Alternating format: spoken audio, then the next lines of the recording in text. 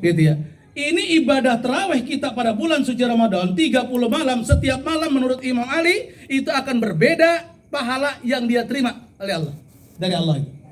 Contoh, barang siapa yang melaksanakan tarawih malam pertama akan diampuni segala dosanya seperti dia keluar dari perut ibunya. Arti dalam keadaan suci, bersih. Barang siapa yang tarawih di malam yang kedua, kata Nabi nih, maka dia akan diampuni dosanya dan kedua orang tuanya.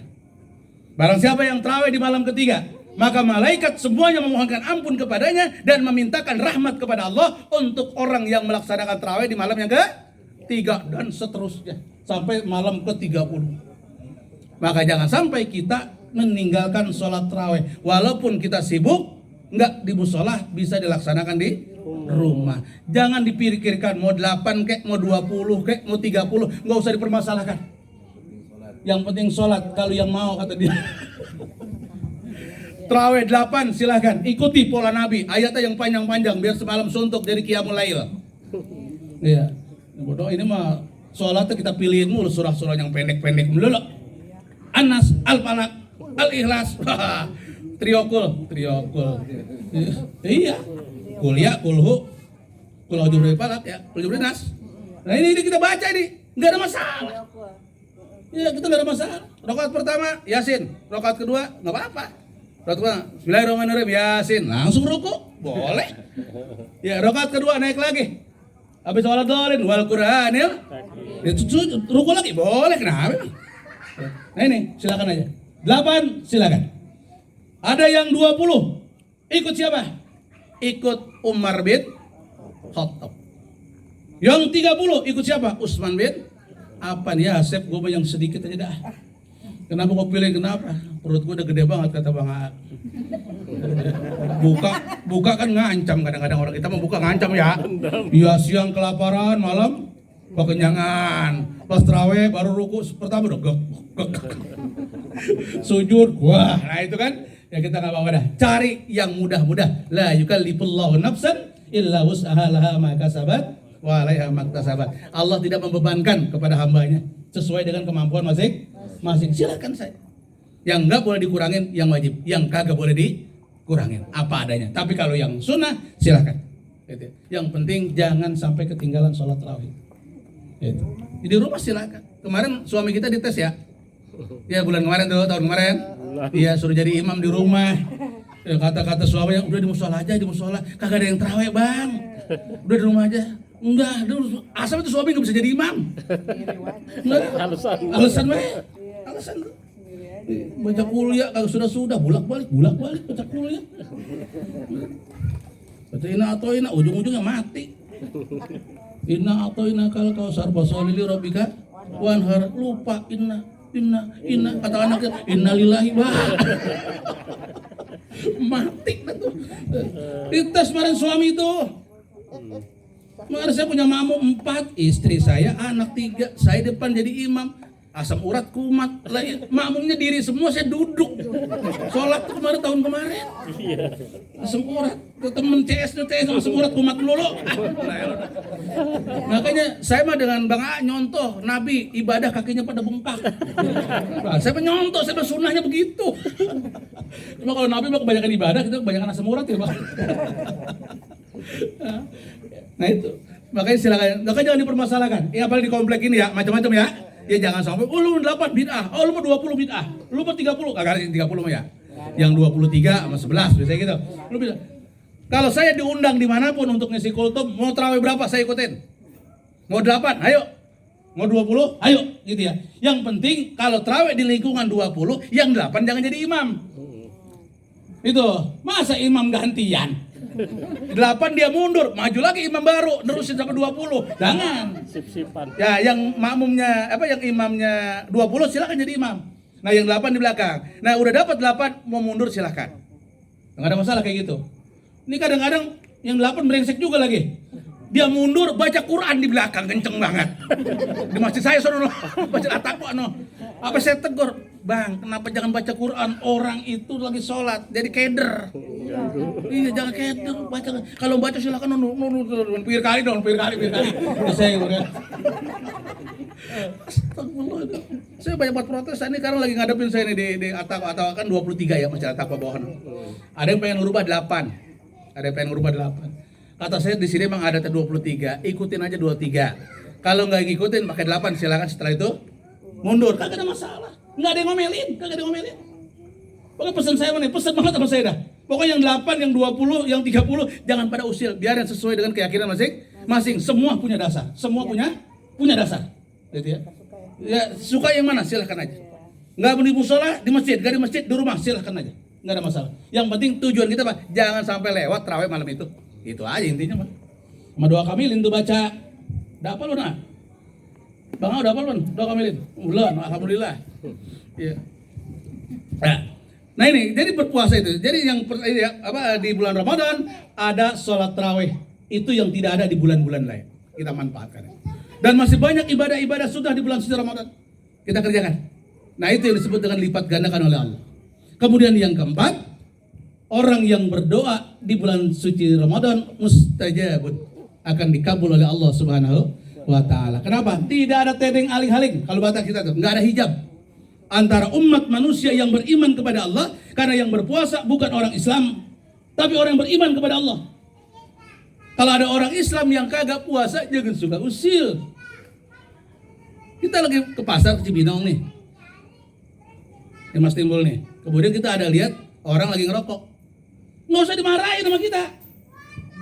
Bulan Ramadan, gue lagi puasa nih. Lu harus puasa. Kalau nggak puasa, pergi sono. Pahala kita hilang. Pahala yang berpuasa hilang. Ini kadang-kadang kita usil sama orang yang kagak puasa. Lihat ayatnya, ya ayyuhallazina amanu kutiba alaikumus siyam. Siapa yang dipanggil? Orang-orang yang beriman. Bukan ya ayyuhal aslamu, wahai orang-orang yang beragama Islam. Bukan, yang dipanggil orang yang beriman. Kenapa? Puasa berat. Emang kagak berat emang, apalagi ibu-ibu. Kita mengorok mulu banyakan. Ibu-ibu mah jam 3 udah bangun.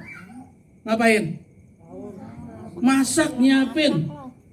Iya, nasi lagi dimasak, sayuran lagi dimasak. Dia wudu, sholat tahajud. Kita masih ngorok.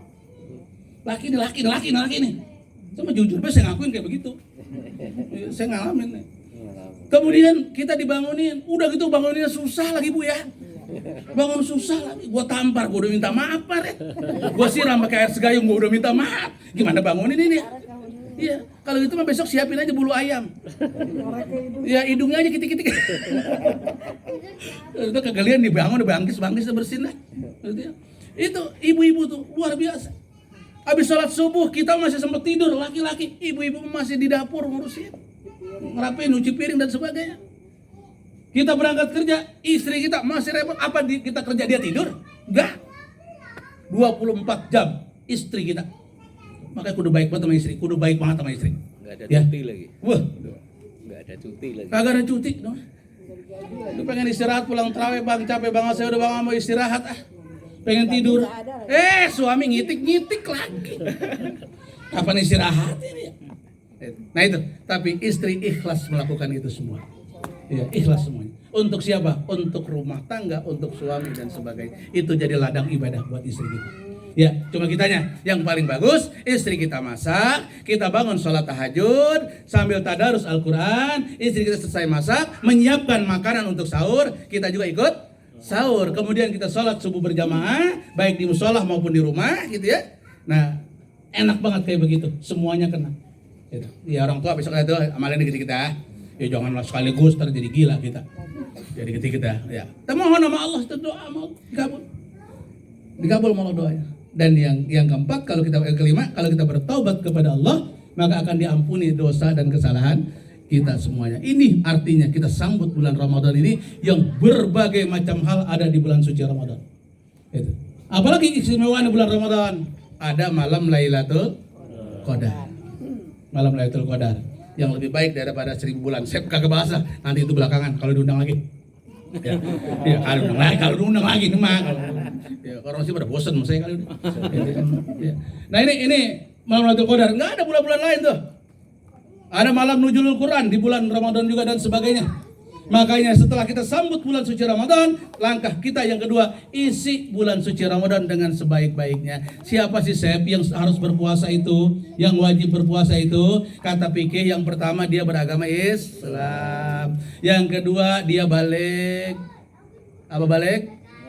Ya, tahu udah balik dah. Kalau kita mau udah pada lewat ini baliknya. Ya, nanti balik lagi apa kagak Pak ini ya? Itu yang balik.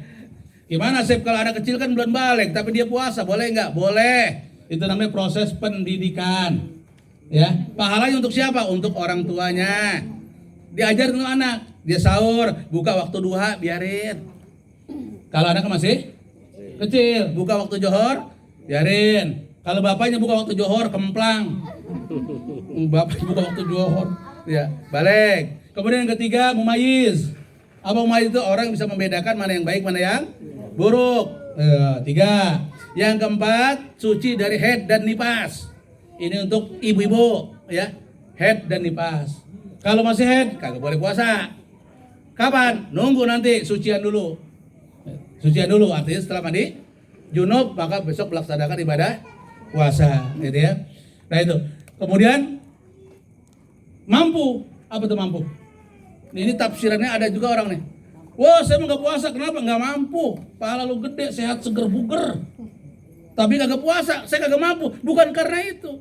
Yang dianggap tidak mampu itu mana? Orang yang sudah tua renta. Nggak mampu tuh. Orang yang dalam perjalanan jauh, yang disebut musafir, ya itu boleh berbuka puasa. Kemudian ibu-ibu yang sedang hamil, ibu-ibu yang sedang menyusui. Kalau Kang A gendut lagi hamil, jangan buka puasa. Itu alasan lagi hamil gua, ya. Nah itu. Jadi banyak, itu namanya tidak mampu berpuasa, tidak kuat berpuasa. Nah kalau orang yang sakit sekarang dia berbuka, kemudian nanti setelah lebaran dia sehat lagi, maka dia wajib bayar qada. Itu. Kalau dia sakit, nanti sakit enggak sembuh-sembuh, dia nggak usah bayar qada puasa, cukup memberikan makan kepada fakir miskin. 1 kali tidak berpuasa disebut 1 mud untuk memberikan makan kepada fakir miskin. Ya, jangan cuma kasih beras doang kan, kasih mie-nya, kasih lauknya, kasih. Emang ayam mau kasih beras doang? Ya. Yang mudnya itu disebutnya berasnya aja. Tapi kita sebagai kita nih, ya kita kan pribadi kalau makan jangan beras, nasi aja kagak ketelan. Jadi dia kasih lauk-lauknya. Seukuran 1 kali makan. Kalau 30 hari dia nggak berpuasa, berarti 30 orang mud untuk fakir miskin, dan seterusnya. Nah, jadi kita ini orang itu yang diwajibkan berpuasa, itu yang diwajibkan berpuasa. Jadi kalau orang yang kuat, dia mampu, dia agama Islam, tapi dia tidak berpuasa, itu bukan termasuk umatku kata Nabi. Atau dia berpuasa, dia buka secara sengaja, walaupun orang lain gak ada yang tahu. Orang lain gak ada yang tahu nih. Pak RT kerja di Cilengsi, makan di warteg. Istri tahu nggak? Kagak tahu istrinya di rumah. Anaknya nggak ada yang tahu. Dia makan di sana, dia pulang. Allah Maha Adil, dikasih masuk angin sama Allah. Akhirnya dikerokin sama istrinya. Kerokin mual, muntah. Ayam. Pas muntah keluar toge. Lah istrinya curiga, Bang, kenapa? Tadi kan sahur saya kagak masak toge. Kenapa abang muntah sekarang keluar? Toge. Tuh, Allah Maha Adil. Hati-hati. Ketahuan. Ya. Barang siapa yang tidak berpuasa, yang puasa dia buka nih tanpa ada uzur, alasan, maka dia tebus dengan 1000 hari dia berpuasa tidak akan tertebus. 1 kali berbuka puasa tanpa uzur, tanpa halangan ya, tanpa apa nih? Pokoknya tanpa halangan gitu ya. Dengan sengaja, lalu dia bayar dengan 1000 hari dia berpuasa, itu nggak akan terbayar. Tidak akan terbayar. Maka puasa kita full selama 1 bulan. 1 bulan itu bisa 29, bisa 30, tergantung hitungan kalender. Ya, karena Islam itu paling banyak tanggal 30 dan seterusnya. Kebanyakan saya ngomong diri ya. Ya, dah, yang pasti bulan Ramadan kita isi dengan sebaik-baiknya. Kita sambut bulan suci Ramadan sehingga kita keluar mendapat 3 target sasaran kita. La'allakum tattaqun, menjadi orang yang bertakwa kepada Allah. La'allakum tashkurun, menjadi orang yang pandai bersyukur kepada Allah. la'allahum yarsyudun. Dan yang ketiga, orang yang mudah menerima kebenaran dari Allah. Kalau itu sudah kita targetkan, maka kita keluar Idul Fitri. Id artinya kembali, fitri kesucian. Kita kembali kepada kesucian. Itu aja. Kali ada hal-hal yang perlu disampaikan. Ibu-ibu, kadang-kadang ada yang sifat makro dikerjakan, Bu nih. Lagi nyayur suka nyobain. Ya, dijilat, nggak ditelan nggak? Ya, itu jangan itu. Itu makro. Makro itu nggak batalin puasa nggak? Cuma dibenci sama Allah. Ya, bapak-bapak kalau wudu jangan kumur. Ya, lagi puasa nih. Jadi kita sebelum subuh kita bersihkan udah tuh, kita gosok gigi dan sebagainya. Jadi ntar johor, asar kita nggak usah kumur. Karena kadang-kadang kalau kita kumur suka ada yang tersisa. Apalagi yang brengsek mah kumur 3 kali keluar 2. Satu lagi korupsi itu. Hati-hati kayak gitu. Jadi hal-hal kayak gitu jangan dikerjain. Yang ketiga, jangan suka menghirup aroma. Ya. Jadi kita lewat di rumah makan Padang nih, anak muda nih. Ya kita hirup, aduh, harum mata. Itu termasuk makro. Ya, makro itu. Ya jangan sampai kayak gitu. Apalagi kopi dicium-cium. Kopinya liong bulan lagi, harumnya luar biasa. Gitu ya. Nah itu hal-hal yang makruh, enggak batal puasa, enggak gitu ya. Cuma mengurangi pahala puasa, gitu ya. Pahala puasa dapat, cuma mengurangi. Gitu. Kalau yang membatalkan pahala puasa, banyak waktu dah, itu kebanyakan dah. Nanti kalau ada hal-hal yang mau ditanyakan, kasih ada waktu lah sedikit, insya Allah kita 10 menit kita ngobrol, kita mujakarah. Untuk sementara itu aja. Saya yang suka ngomong di Perumahan Toa, suka bicara, mohon maaf nih apabila ada hal-hal yang kurang berkenan. Jadi kita saling memaafkan, mudah-mudahan kita sehat, panjang umur, kita berkah, sehingga kita dapat melaksanakan ibadah dengan sebaik-baiknya. Untuk sementara demikian dari saya. Assalamualaikum warahmatullahi wabarakatuh.